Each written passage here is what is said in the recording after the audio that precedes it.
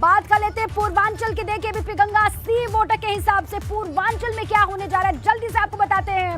130 सीटें यहाँ पर हैं, भाजपा को 70 से 74 सीटें मिलने का अनुमान है, ये एग्जिट पोल बता रहा है। जबकि समाजवादी पार्टी गठबंधन को 40 से 44 सीटें देखिए आपके सामने हम रख रहे हैं, ये एग्जिट पोल बता रहे हैं, ये आंकड़े हैं। बसपा को देखिए, बसपा की भी बात कर लेते हैं। बसपा को 6 से 8 सीटें मिलने का अनुमान है पूर्वांचल में। और कांग्रेस के लिहाज से यहाँ पर देखिए खबर क्या है, 4 से 6 सीटें मिलने का अनुमान है यहाँ पर कांग्रेस को भी। और अन्य के खाते में 3 से 5 सीटें जाने का अनुमान है। पूर्वांचल का रण इसलिए भी अहम क्योंकि वाराणसी पूर्वांचल में, गोरखपुर की बात भी होती है बार बार। और देखिए गोरखपुर गढ़ है सीएम योगी आदित्यनाथ का और वाराणसी गढ़ है प्रधानमंत्री मोदी का, इसलिए क्योंकि वहां से वो खुद सांसद हैं और 8 सीटें वाराणसी में हैं।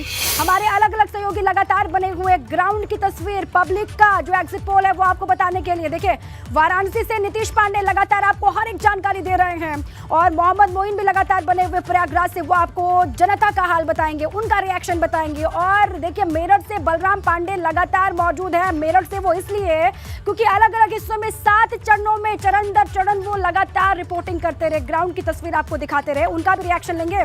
लेकिन सबसे पहले नीतीश का रुख कर लेते हैं। नीतीश, वाराणसी से भी अच्छी खबर आ रही है, वाराणसी क्या पूरे पूर्वांचल से बीजेपी के लिए अच्छी खबर है। वहां के लोग किस तरीके से रिएक्ट करते हैं एग्जिट पोल के आंकड़ों को लेकर और उनका अपना पर्सनल आंकड़ा क्या है, आकलन क्या है, बताइए। दीपा, जानेंगे जनता से, लेकिन आपको बताएं कि जो स्थितियां चल रही थी, जिस तरह से पूर्वांचल में रोड शो का दौर चल रहा था, ऐसा लग रहा था कि समाजवादी पार्टी कहीं ना कहीं भारी पड़ेगी। लेकिन प्रधानमंत्री का काशी आना और काशी पूर्वांचल का केंद्र कहा जाता है और ऐसी स्थिति में कहीं ना कहीं समीकरण एक बार फिर से बदलते नजर आ रहे हैं और वही एबीपी गंगा के एग्जिट पोल में भी दिखाई दे रहा है। लेकिन जनता क्या कह रही है ये आम जनों से जान लेते हैं। एग्जिट पोल के आंकड़ों में भारतीय जनता पार्टी बढ़त। चलिए नीतीश से फिर उनके पास जाएंगे, लोगों का रिएक्शन आप तक पहुंचाएंगे, लोग क्या कह रहे हैं काशी के। देखिए काशी पूर्वांचल का केंद्र बना रहा।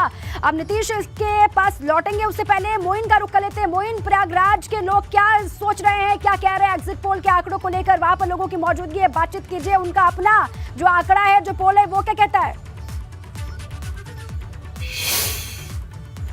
देखिए एबीपी गंगा ने जो सर्वे दिखाया है उसके मुताबिक उत्तर प्रदेश में भारतीय जनता पार्टी एक बार फिर से सरकार बनाने जा रही है, पूर्ण बहुमत के साथ सरकार बनाने जा रही है। हमारे साथ तमाम लोग मौजूद हैं प्रयागराज के, बिना किसी भूमिका के सीधे उनके पास चलते हैं और जल्दी जल्दी उनसे रिएक्शन ले लेते हैं। सर बताइए, लगता है कि भारतीय जनता पार्टी पूर्ण बहुमत के साथ सरकार बनाने में कामयाब रहेगी? नहीं, बना सकती है, लेकिन जैसा सर्वे कह रहा है वो टोटल गलत है, ऐसा नहीं होगा। और इस पर मैं एक रीजनिंग दे रहा हूँ। रीजनिंग ये है कि जो पिछला चुनाव हुआ था तो जो पॉलिटिक्स होती है पॉलिटिक्स से बनता है, पॉलिटी मीन समाज, तो सोशल अलाइनमेंट होता है।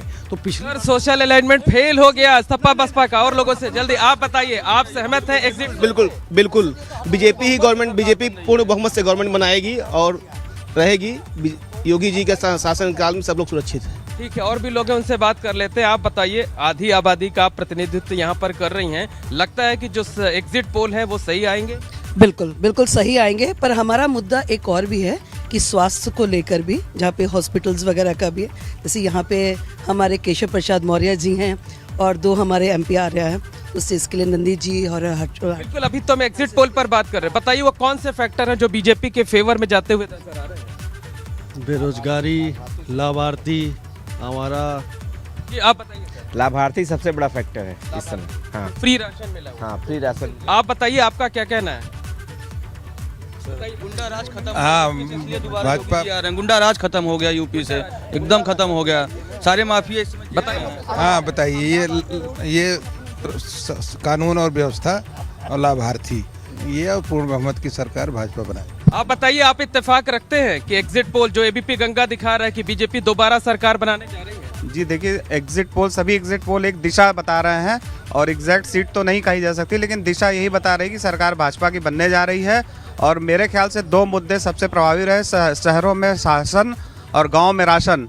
तो शासन यानी कानून व्यवस्था, कुछ शासन और राशन, 2 बड़ी बातें इन्होंने कही। लगता है कि एग्जिट पोल सही साबित होंगे इस बार? हाँ बिल्कुल, मुझे भी यही लग रहा है। पहले से ही अनुमान था कि बीजेपी थोड़ा सा एज रहेगी, एग्जिट पोल भी सब उसी तरफ इशारा कर रहे हैं और एग्जिट पोल एक दिशा। बताइए क्या फैक्टर है जिसकी वजह से बीजेपी दोबारा सरकार? Law and order, law and order. Law and order बड़ा मुद्दा है, आप बताइए। सबसे बड़ा मुद्दा है लोगों को, जो लाभार्थियों को, जिनको कोरोना काल में लगातार राशन मिल रहे हैं, व्यापारियों के हित में बहुत सारे काम हो रहे हैं। जितने भी काम मोदी योगी सरकार में हुए हैं हमारे उत्तर प्रदेश में या पूरे देश में, वही सबसे बड़ा कारण है। आप बताइए क्या लगता है कितनी सीटें मिल जाएंगी? किसको? भारतीय जनता पार्टी। भारतीय जनता पार्टी पाएगी 135 सीट। 135। हाँ हाँ, और सपा सरकार बनाएगी।